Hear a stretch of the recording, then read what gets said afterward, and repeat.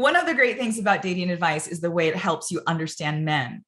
You learn what to say or do, and you gain real confidence in all your interactions. But getting inside a man's head only takes you so far. So you could understand male psychology better than all of your girlfriends, but that doesn't necessarily translate into a lasting love relationship for yourself.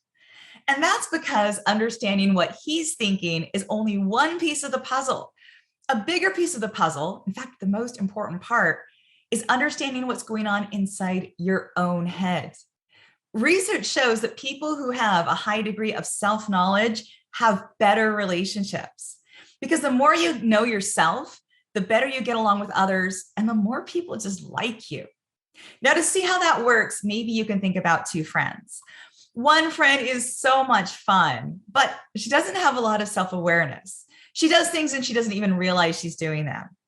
And your other friend is the person that you always want to talk to because she understands. She has her own issues, and so she's sympathetic when other people are struggling with theirs. Now, everybody has their own path when it comes to self-knowledge. Some people arrive at self-knowledge through the recovery movement.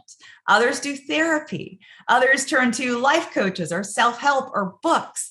And still others just think a lot about life. And one way isn't better than the others because they can all achieve the same outcome, understanding who you are and why you do the things you do. Hi, I'm Amy Waterman. I'm a love expert here at yourbrilliance.com. And in this video, I will be sharing some ways you can improve your love life through self-knowledge. You will learn 3 fun things you should know about your relationship compatibility and the 3 signs that you know yourself really well.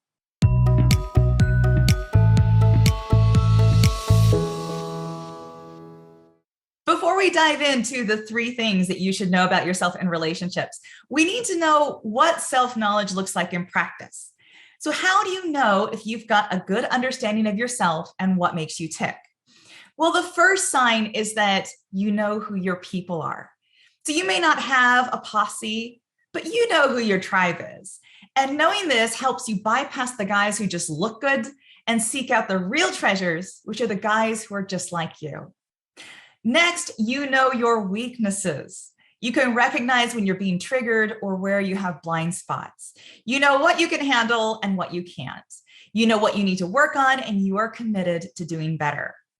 And finally, you acknowledge complexity in other people. You're not quick to judge because you know that everybody has a complex inner life just like you do. And in fact, one of the clearest signs that someone doesn't have a lot of self-knowledge is the way they talk about other people. Stereotypes, snap judgment, and superficial thinking show a real lack of self-understanding. But you may know lots about yourself as a person and still find it hard to understand why your relationships end up the way they do. Relationships are like mirrors. They show us parts of ourselves that we can't see on our own. I have learned so much about myself because of my relationships. The good relationships taught me about myself, and the bad relationships taught me about myself too. And that's why I believe no relationship is wasted. We can use all of our experiences to gain self-knowledge that will be useful for our future relationships. So let's start out with a fun and easy way to gain more knowledge about yourself in relationships. Star signs. I bet you didn't think I'd say that, did you? Whether or not you believe in astrology, star signs are enduringly popular for a reason. They're archetypes.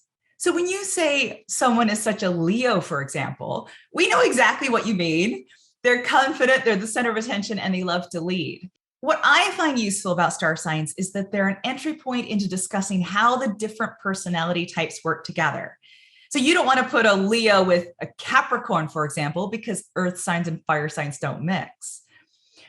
Where star signs are useful is in the vocabulary they give us, not necessarily whether they're scientifically valid or not. Because even talking about how somebody is totally different from their star sign gives us insight into their personality. And sometimes looking into zodiac compatibility might just give you a whole new outlook on your own relationship patterns. I will never forget the time many, many years ago when I was telling a friend about a relationship that had ended. She asked what his birthday was. And then she said, "Oh, he's a Scorpio. Of course it didn't work out." Water and fire, duh. And it turned out that nearly every major relationship I had had up to that point was with a Scorpio guy. Like, such a surprise.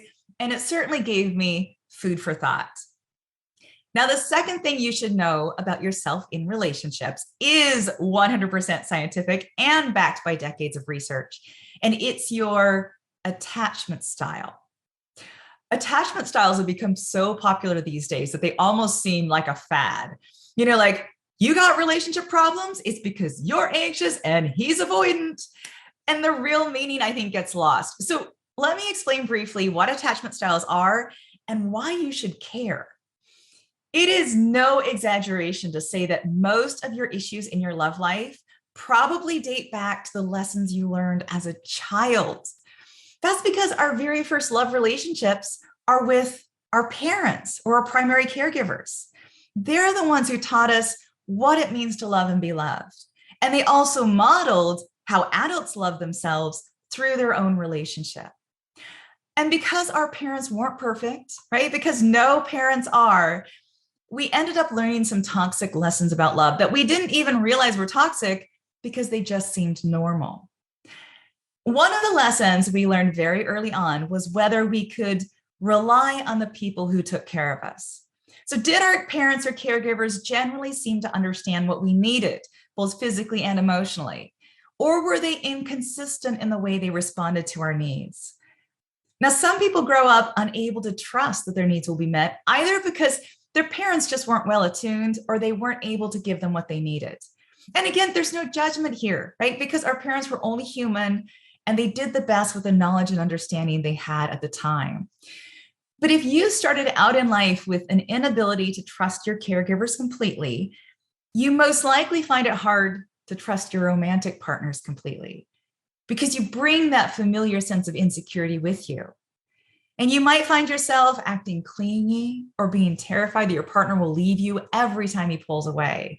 And that's the classic anxious attachment style. Or you might find yourself pulling away before he does because part of you doesn't feel safe relying on another human being. People just let you down. It's better to rely on yourself alone. And that is the classic avoidant attachment style. Now, you can certainly diagnose yourself as being anxious or avoidant or secure and leave it at that, but you'd be missing the opportunity to go even deeper. What attachment styles encourage us to do is to think back to our childhood and bring conscious awareness to the lessons we learned about life and love. So what did your family teach you about relationships? What did they teach you about love? What did they teach you about trusting each other? Those answers will teach you so much about why you show up the way you do in your own romantic relationships. And last but not least, one final piece of information you should have about yourself is your core values. When you're thinking about what you're looking for in a partner, it's easy to stick with the superficial stuff, like what he looks like, what he does for a living, what kind of lifestyle he has. But the more important piece is his core values. So what does he value? And are his values compatible with yours? Our values are what guide us through life. We draw on our values to decide how to spend our money, what job to take, where to live, who to be friends with, which is why it's so odd that so many of us have never actually sat down and had a really clear think about what we value and why. Now, sure, it's easy to rattle some values off the top of your head. We all value things like friends and family and love and comfort and security and so forth. But if somebody looked at your life, like everything about it, from what you watch on TV to what you talk about with your friends, what would they say you value? So what values are you living and what values are you paying lip service to? Getting really clear about my own values has helped me so much in understanding why I click with certain people and I don't click with others. So my primary live value is knowledge. I feel driven to understand the world better. And I've always felt this way ever since I was young. And so I resonate with the term sapiosexual, which refers to being attracted to somebody's mind first and foremost. So if I don't like somebody's mind, then it doesn't matter how good looking they are, they're not for me. So get thinking about what value you live out in your everyday choices and what that means about the kind of partner who'd be best for you. Now, in my next video, I'm going to go even deeper and teach you about imago theory. This theory goes well beyond attraction to explain why you end up feeling so powerfully about somebody that you want to marry them and be with them forever. So if you've ever wondered why people marry who they do, especially when they could have married anyone, then be on the lookout for my next video. See you next time.